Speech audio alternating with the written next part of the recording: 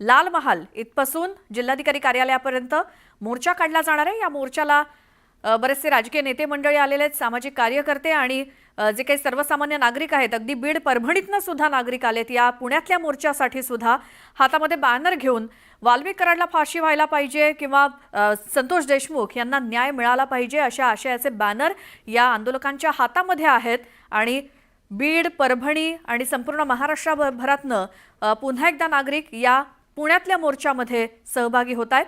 काळे कपडे घालून, काळ्या फिती बांधून नागरिक मोर्चामध्ये सहभागी झाले। संतोष देशमुख यांचं कुटुंब सुद्धा या मोर्चामध्ये सहभागी होत आहे। थोड्या वेळापूर्वी आपण पृथ्वीराज चव्हाण यांची प्रतिक्रिया ऐकली, त्याचसोबत मनोज जरांगे पाटील हे देखील पुण्यातल्या मोर्चामध्ये सहभागी होत आहेत। सुरेश धस सुद्धा असणार आहेत आणि हा मोर्चा आता काही क्षणात पुण्यातल्या लाल महाल इथपासून निघेल, तो जिल्हाधिकारी कार्यालयापर्यंत जाऊन धडकेल आणि पुन्हा एकदा संतोष देशमुख यांना न्याय मिळावा अशी मागणी, त्यासाठी जन आक्रोश मोर्चा आज पुण्यामध्ये, बीड, परभणी आणि त्यानंतर तिसरा मोर्चा आज पुण्यामध्ये निघतोय।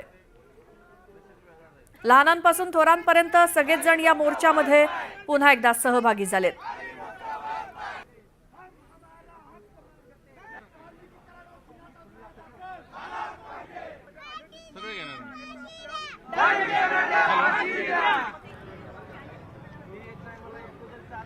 जन आक्रोश मोर्चा एकतर वाल्मिक कराडवरती कठोरात कठोर कारवाई करा, जे कोणी सगळे आरोपी या गुन्ह्यामध्ये सहभागी आहेत या सगळ्यांना कठोरात कठोर शिक्षा करा। त्यासोबत कर्तव्यात कसूर करणारे जे कोणी पोलीस असतील त्यांच्यावरती सुद्धा कारवाई करा। या सगळ्या प्रमुख मागण्या या मोर्चेकरांच्या आणि धनंजय मुंडे यांच्या विरोधात सुद्धा घोषणाबाजी केली जाते। संतोष देशमुख यांना न्याय मिळाला पाहिजे अशा काही घोषणा या मोर्चेकरांकडून दिल्या जात आहेत। हळूहळू जमायला सगळेजण सुरुवात झाली आहे। बरेचसे आंदोलक जमलेले देखील आहेत। पुण्यातला कसबा पेठेतला हा लाल महाल आणि परिसर, या परिसरामध्ये सगळे आंदोलक जमलेले आहेत आणि इथूनच या मोर्चाची सुरुवात होणार आहे। अगदी काही वेळातच पुण्याच्या जिल्हाधिकारी कार्यालयापर्यंत हा मोर्चा जाऊन धडकणार आहे। पृथ्वीराज चव्हाण हे देखील मोर्चात सहभागी झाले, त्यांची प्रतिक्रिया आपण थोड्या वेळापूर्वी ऐकली। मनोज जरांगे पाटील हे देखील या मोर्चामध्ये सहभागी झालेले आहेत आणि काही वेळात ते तिथे पोहोचतील।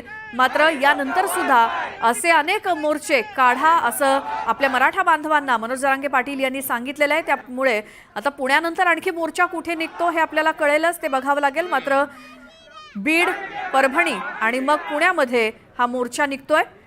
काही क्षणात या मोर्चाला तिथे सुरुवात होईल। मोर्चात सहभागी झालात, काय तुमची प्रमुख मागणी आहे? कारण मोर्चे दोन निघले, आज तिसरा मोर्चा आहे। हा प्रश्न दोन व्यक्तींची हत्या झालेली आहे बीडमध्ये, संतोष देशमुख असतील, परभणीची घटना असेल, ही राज्यातल्या कायदा सुव्यवस्था परिस्थितीबद्दल एक फार मोठं भाष्य आहे। बीडमध्ये खंडणीखोरांनी आम्हाला खंडणी दिली नाही तर आम्ही तुम्हाला काम करू देणार नाही अशा प्रकारची मागणी केली होती। त्यांना राजाश्रय होता, त्यांना उच्च पदस्थांचा आशीर्वाद होता, म्हणून त्यांच्या राजरोसपणे हे खंडणी प्रकरण चाललं होतं, हे जग जाहीर आहे। वाळूचा माफिया असेल किंवा पवनचक्कीच्या प्रकल्पामध्ये अडथळे आणणारे खंडणीखोर असतील, या प्रकरणातून एक निघृण हत्या झालेली आहे का तिथल्या सरपंचांची, सरपंचाच्या संख्येत तो शरण येतो, हे फेल्युअर नाही का सिस्टीम? आता किती दिवस आरोपी फरार होते, ते का सापडले नाहीत, ह्या सगळ्या गोष्टीला मुख्यमंत्र्यांनी उत्तर दिलं पाहिजे। ही जबाबदारी शेवटी मुख्यमंत्र्यांची आहे, गृहमंत्र्यांची आहे।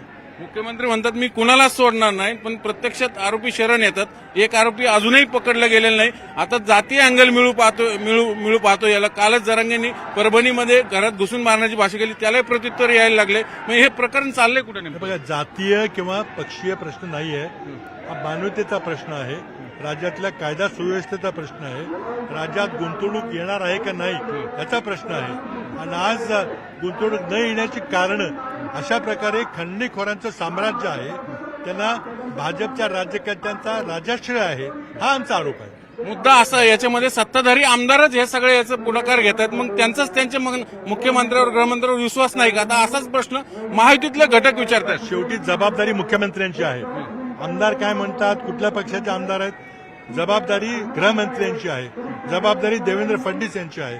त्यांनी नुसती शिक्षा झाली नाही पाहिजे, लोकांना दिसलं पाहिजे की आमच्या राज्यामध्ये कायदा सुव्यवस्था, कुठल्याही पक्षाचा कोणी असला तरी आम्ही तिथं दोषींना शासन करणार, हा मेसेज गेला पाहिजे, तो आज जात नाही. अजितदादा काहीच बोलत नाही, त्यांच्या पक्षाचे मंत्री आहेत. आता ते मुख्यमंत्र्यांची शेवटी जबाबदारी आहे. त्यांना मंत्रिमंडळात ठेवायचं का नाही ठेवायचं, कुणाला ठेवायचं कुणाला ठेवायचं नाही, त्यांची काही जबाबदारी आहे का नाही. काँग्रेस पक्षाने उदाहरणं घालून दिलेली आहेत. आरोप जरी झाला तरी तुमच्या पक्षातल्या माणसांनी राजीनामे दिलेले आहेत. आज एवढं राजरोसपणे सगळं चाललेलं आहे तरी तुम्ही त्यांना प्रोटेक्शन देताय. त्यांचा राजीनामा व्हावा ही मागणी आहे, आपल्यालाही तसंच वाटतं. नाही बघा, दोषींना शिक्षा झाली पाहिजे.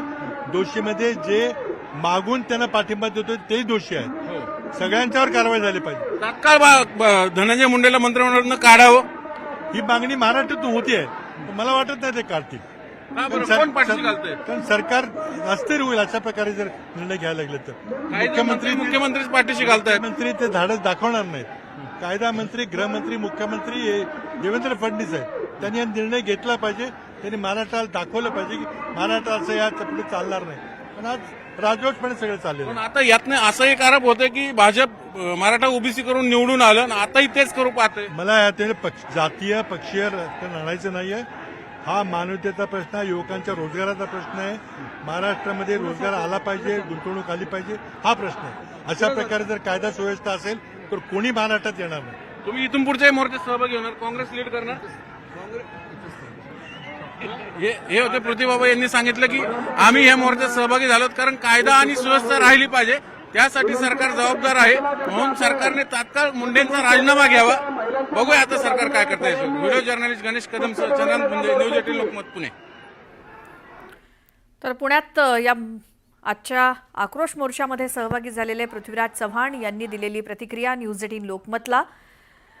तर कारवाई तर व्हायलाच हवी, मात्र धनंजय मुंडे किंवा इतर मंत्र्यांवरती जे कोणी यामध्ये सहभागी आहेत त्यांच्यावरती देवेंद्र फडणवीस कारवाई करणार नाहीत असं वाटतं, अशी प्रतिक्रिया पृथ्वीराज चव्हाण यांची.